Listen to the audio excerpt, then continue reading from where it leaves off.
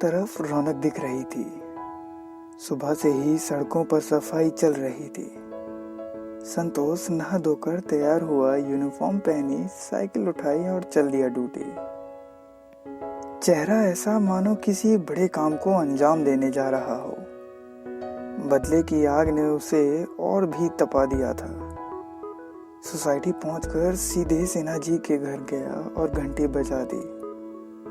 त्योहार था तो सभी घर पर थे। सिन्हा जी बोले, हाँ संतोष बोल। संतोष धीमी आवाज में बोला, नमस्ते सर, दिवाली मुबारक। आपसे कुछ काम था। सिन्हा जी बोले, नमस्ते नमस्ते, तुमको भी दिवाली की बहुत शुभकामनाएं। बताओ भाई क्या बात है। संतोष बोला, सर कुछ एडवांस चाहिए। सिन्हा जी दिखते सख्त थे पर असूलों के पक्के थे। जानते थे कि तीज त्योहार में हर किसी को पैसे की जरूरत होती है। बोले, अच्छी बात है, बोलो कितने दूं? 1000 में काम चल जाएगा? संतोष बोला कुछ नहीं, बस हाँ में सर हिला दिया। सिन्हा जी अंदर से लौटे और 500 के 2 नोट पकड़ा दिए। संतोष बोला, सर 1-2 घंटे की छुट्टी चाहिए। सिन्हा जी त्योहार के मूड में थे, सो बोले, ठीक है, पर गेट पर किसी को बोल जा, त्योहार का दिन है, लोगों का आना जाना लगा रहेगा। धीरे से संतोष ने सिर हिलाया, नमस्ते किया और चल दिया। पीछे से सिन्हा जी की पत्नी बोली, जबरदस्ती सब पागल पागल बोलते हैं, सीधा साधा लड़का है, बस बोलता कम है। सिन्हा जी मुस्कुराए और बोले, अरे पागल तो बोलेंगे ही ना, इंसानों से बात करता नहीं, बस कुत्ते बिल्लियों से बतियाता रहता है। संतोष नीचे पहुंचा, साइकिल उठाई और मनोहर से बोला, जरा गेट देख लेना, कुछ काम है, 1-2 घंटे में वापस आ जाऊंगा। मनोहर अपनी पत्नी के साथ सोसाइटी के साइड हाउस में ही रहता था। दिन में लोगों के कपड़े प्रेस करता और रात में चौकीदारी। मनोहर हंसते हुए बोला, का रे पगला, सुबह सुबह कहाँ? जल्दी आ जाना, सब कपड़ा प्रेस को पड़ा है, वरना सब भड़केगा। संतोष ने पेडल मारा और बढ़ा दी साइकिल परेड ग्राउंड की ओर। आजकल पटाखों की दुकानें वैसे सुरक्षा के दृष्टिकोण से सही भी है।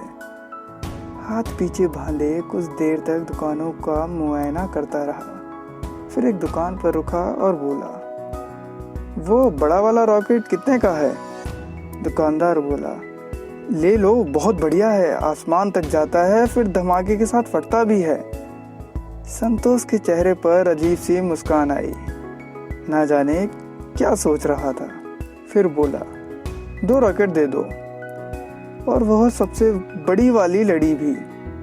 ना दाम कम कराए, ना पीछे मुड़कर देखा, सीधे कदमों से चलते हुए साइकिल तक पहुंचा, थैली टांगी और चल पड़ा वापस सोसाइटी की ओर। रास्ते से दवाई, पट्टी, दूध और मिठाई भी खरीद ली थी। लंच का समय हो चुका था। पहले दूध लेकर रूबी और पिल्लो के पास गया, फिर वही टिफिन खोलकर बैठ गया। न जाने ऐसा लग रहा था मानो आश्वासन दे रहा हो। त्योहार का दिन था, सो चहल पहल दिन भर थी। गेट खोलते बंद करते कब शाम हो गई थी पता ही नहीं चला। पूरी सोसाइटी जगमगा रही थी। त्योहार की रौनक अलग ही होती है। देखते ही देखते घरों से शंख और घंटियों की आवाज आने लगी। हर परिवार अपनी बालकनी में दिए और मोमबत्ती लगा रहा था। कुछ ही देर बीती थी कि धमाके शुरू हो गए। पूरा शहर ऐसा गूंज रहा था मानो लड़ाई छिड़ गई हो। थोड़ी देर और बीती कि मिठाई देने लेने का सिलसिला शुरू हो गया, और फिर साथ मिलकर पटाखे फोड़ने का। कोई फुलझड़ी जला रहा था, कोई अनार तो कोई पटाखों की लड़ी। ना जाने किस बात की होड़ थी। पूरा इलाका धुआं धुआं हो गया था, बारूद की गंध का नशा सा हो मानो। देखते ही देखते आवाज कम होने लगी, साथ ही पटाखों की गंध भी। अब समय था अपने अपने घर जाने का और पूरी पकवान खाने का। अचानक से ही पूरे शहर में सन्नाटा सा हो गया। इक्का दुक्का छोड़कर पटाखों की आवाज खत्म सी हो गई थी। मनोहर भी परिवार के साथ दिवाली मनाकर गेट पर आ गया था। बोला, का रे पगला, दिवाली ना मनाओगे का? जाओ घर, अब हम देख लेंगे। संतोष कुछ ना बोला, बस थैली उठाई और चल दिया। सीधा पहुंचा रूबी के पास, सर पर हाथ फेरा और अपने साथ ले जाने लगा। यूं तो पटाखों की आवाज से सभी दुबके पड़े थे, पर संतोष बुलाए और रूबी ना सुने। रूबी बढ़ी तो साथ साथ पिल्ले भी चल पड़े। सीधे पहुंचे असेंबली एरिया में, जहां ए और बी विंग की बालकनी दिखती थी।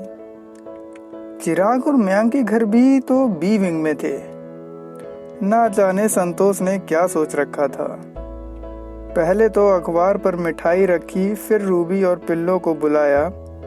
थैली से 2 कांच की बोतलें निकाली और उनका मुंह कर दिया चिराग और मयांक की बालकनी की ओर। फिर भाग कर गया और मयांक और चिराग की साइकिल उठा लाया और चारों ओर लड़ी लपेट दी।